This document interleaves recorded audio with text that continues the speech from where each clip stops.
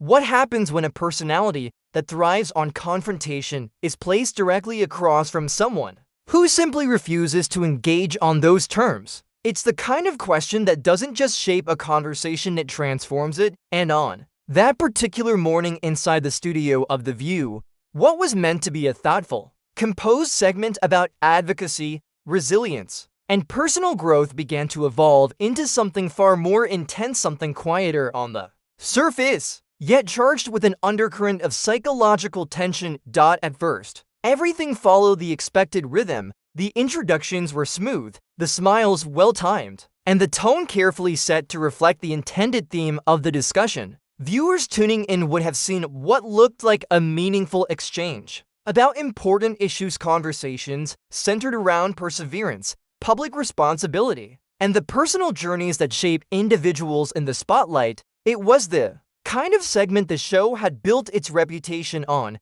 engaging, relevant, and emotionally resonant. But beneath that polished exterior, something else was unfolding. There was a shift, subtle at first, almost imperceptible. A slight change in tone, a difference in pacing, a question that lingered just a moment longer than expected. It was in those small details that the dynamic began to change. What had started as a dialogue slowly began to resemble a test of composure, a quiet but undeniable face-off between two very different approaches to conflict. On one side, there was persistence, a steady, deliberate effort to push the conversation deeper, to challenge, to probe beyond the surface of prepared answers. It wasn't loud or chaotic, it didn't need to be. The pressure came through repetition, through carefully chosen words, through an insistence on revisiting points that perhaps weren't meant to be revisited. It was a style rooted in confrontation, not necessarily aggressive in appearance, but relentless in execution. On the other side, there was stillness, a calm, measured presence that refused to be drawn into escalation. Responses remained composed, thoughtful, and controlled. There was no visible frustration, no reactive energy to match the pressure being applied. Instead, there was patience, a quiet resilience that absorbed the intensity without reflecting it back. It created an imbalance in the exchange, one that was as fascinating as it was uncomfortable to watch. The other hosts of The View seemed to sense it too. They attempted, gently at first, to guide the conversation back to safer ground, a change of topic here, a lighter comment, their small efforts to restore the balance and keep the segment aligned with its original purpose. Their smiles remained, but there was a noticeable awareness in their eyes, a recognition that the discussion was drifting into territory that could easily become unpredictable. And yet,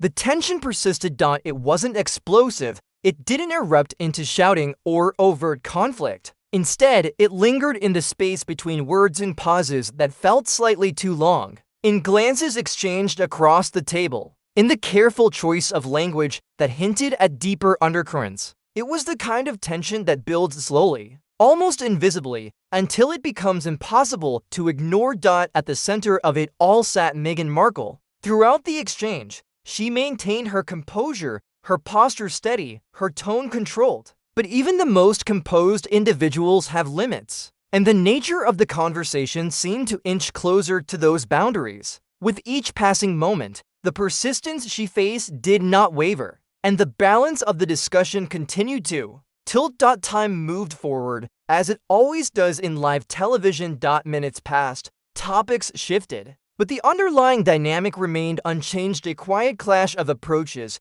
one pushing, the other resisting, neither fully yielding. For viewers, it created a sense of anticipation, a feeling that something was building toward a moment that had yet to arrive, and then it did. By the end of the hour, the atmosphere in the studio had changed completely from what it had been at the start. What was once a carefully managed conversation had become something far more fragile, stretched to its limits, and in a moment that would leave both the audience and the host stunned. Meghan Markle made a decision that broke from the expected script. She stood. There was no dramatic announcement, no raised voice, just a quiet, decisive action. And then, before the cameras could cut away or the moment could be softened, she exited the set while the broadcast was still live. One chair, once occupied, now sat empty. The cameras kept rolling, The hosts, momentarily caught between professionalism and surprise, worked to maintain composure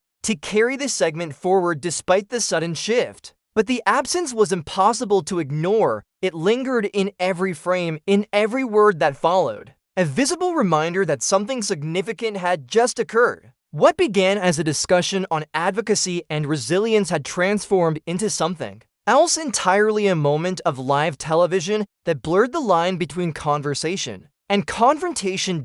And for those watching, it was no longer just an interview. It was a story unfolding in real time. At first glance, everything feels almost effortlessly courteous, as though the entire moment has been carefully choreographed to project calm, civility, and ease. There's no visible sign of tension, no immediate hint that anything unusual might unfold. The studio of The View appears exactly as audiences have come to expect it: bright, inviting, and meticulously designed to create a sense of comfort. Every detail, from the arrangement of the chairs to the soft glow of the lighting, works together to establish an atmosphere that feels safe, balanced, and familiar. The warm lights cast a gentle radiance across the set, blending tones of gold and soft coral that give the space a welcoming, almost reassuring quality. It's the kind of environment that encourages openness, where conversations are meant to flow naturally and guests are expected to feel at ease. The backdrop, polished and consistent, reinforces that sense of continuity. This is a place where viewers know what they're going to get. A place of routine, of structure, of predictability. And for a brief moment, everything aligns perfectly. With that expectation, the audience, seated and attentive, responds on cue as the segment begins. Applause rises through the studio, filling the space with energy that feels both genuine and rehearsed at the same time. It's the sound of anticipation, of recognition, of a crowd ready to witness what they believe will be another engaging but controlled conversation. Then she enters. Meghan Markle steps onto the set with a presence that immediately draws focus. Not through extravagance, but through precision. She is impeccably dressed, every detail of her appearance thoughtfully considered, reflecting both elegance and intention. Her posture is upright, poised in a way that suggests discipline and awareness. As though every movement has been measured without appearing forced, there is a brief wave, small, controlled, and perfectly timed. Her smile follows, carefully balanced between warmth and restraint. It's not overly expressive, nor is it distant. Instead, it sits somewhere in between, conveying professionalism while maintaining a sense of personal boundary. It's the kind of expression that reveals just enough without giving too much away. A practiced composure shaped by years of living under public scrutiny. As she moves toward her seat, there is an ease in her steps that speaks to familiarity. This is not new territory for her. Cameras, audiences, the subtle pressures of live television, these are environments she understands deeply. There's no hesitation, no uncertainty. She settles into her chair with the quiet confidence of someone who has navigated moments like this countless times before. For a moment, everything feels perfectly aligned. Across the table, Joy Behar leans in slightly, her expression warm and welcoming. The smile she offers is polished, practiced over years of hosting, designed to put guests at ease while maintaining control of the conversation. There's an attentiveness in her posture, a readiness to engage, to begin the exchange on a note that feels friendly and approachable. Beside her, Whoopi Goldberg gives a subtle nod, an acknowledgement that carries its own quiet authority. It's a gesture that feels grounding, as though reinforcing the rhythm of the show, signaling that everything is proceeding as it should. Her presence adds a layer of stability to the moment, a reminder of the experience and professionalism that anchors the panel. The other hosts sit poised, attentive, ready to contribute, each maintaining the balance that defines the show's dynamic. From the outside, it looks seamless, a group of seasoned professionals preparing to guide a meaningful conversation with a high-profile guest, and yet, beneath that surface, something unspoken lingers. It's not visible in any single action or expression, but it exists in the space between them, in the slight pauses, in the careful control of tone, in the awareness that each participant brings to the table. Everything is polite, everything is composed. But there is a subtle tension waiting just beneath the surface, as though the calm itself is holding something back. For now, though, the illusion holds. The lights remain warm, the smiles remain steady. The conversation is just about to begin. And to anyone watching, it still feels like everything is exactly as it should be. The energy in the studio remains measured and controlled, each movement and reaction fitting neatly within the expectations of live television. Whoopi Goldberg responds with a polite nod, neutral, composed, yet clearly engaged her expression, signaling both attentiveness and quiet authority. It's the kind of subtle acknowledgement that helps anchor the room, reinforcing the sense that everything is proceeding exactly as it should. For a brief moment, the atmosphere holds steady. Then, just seconds later, another shift begins. From the opposite side of the stage, Sharon Osbourne makes her entrance. The audience reacts instantly, but the nature of the applause changes. It isn't louder, in fact. The volume remains almost the same, but there's a noticeable difference. In tone, it becomes sharper, more focused, layered with curiosity and a sense of anticipation that hadn't been present before. It's the kind of reaction that suggests awareness, as though the audience senses that her presence brings a different kind of energy into the room, unlike the carefully measured entrance before her. Sharon doesn't pause to acknowledge the crowd in the same way. There is no wave, no performative gesture designed to connect with the audience. Instead, she moves with directness, her focus fixed ahead as she walks toward her chair. Her steps are steady, deliberate, and unhurried, carrying a confidence that doesn't rely on theatrics or charm. It's a presence that feels grounded, self-contained, and entirely in control. When she reaches her seat, she settles in without hesitation. She crosses her legs neatly, her posture composed, and places her hands calmly in her lap. Every movement is precise but unforced, reflecting a kind of quiet discipline. There's no need for adjustment, no visible effort to get comfortable. She simply is.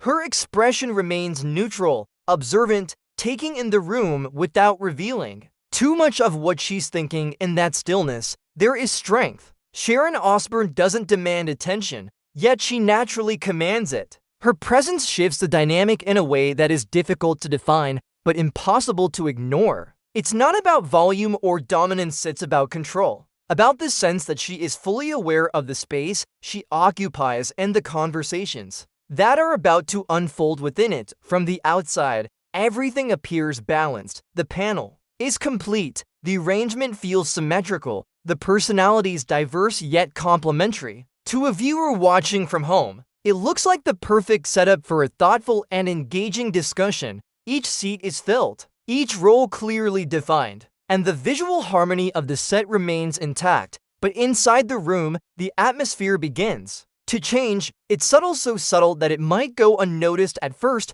but it's there, a tightening, almost imperceptible, as though the air itself has shifted. The earlier sense of ease starts to give way to something more focused, more charged. The balance that once felt natural now feels delicate, as if it could tip with the slightest push. Eyes move more carefully, pauses linger just a fraction longer. The unspoken awareness between the panelists grows stronger, even if no one acknowledges it directly. What had moments ago felt like a routine segment is now something else entirely. The pieces are in place, the stage is set.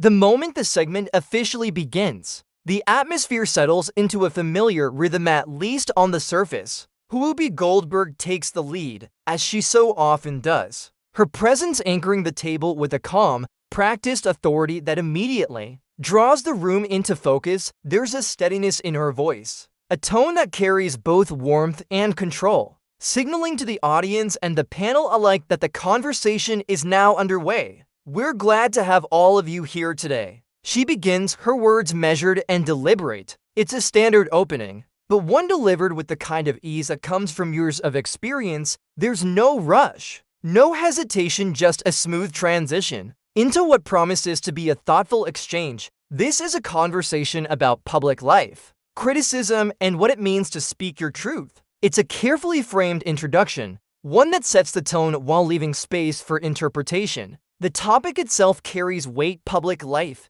criticism, truth, each word layered with meaning, each capable of leading the discussion in multiple directions. It's the kind of setup that invites reflection, but also, potentially, confrontation. Across the table, Meghan Markle responds almost instantly. Her reaction subtle yet telling. Her smile widens, just slightly, but enough to suggest recognition, perhaps even anticipation. It's not the smile of someone caught off guard. It's the smile of someone who understands the territory they're stepping into. "Oh, I'm very familiar with criticism," she says, her tone light, almost conversational. There's a softness to her delivery, but beneath it lies a quiet certainty. She isn't deflecting the topic, she's stepping directly into it. It tends to follow women who don't behave the way they're expected to. The statement lands with a kind of understated precision on the surface. It feels like an observation, something broadly relatable and socially relevant.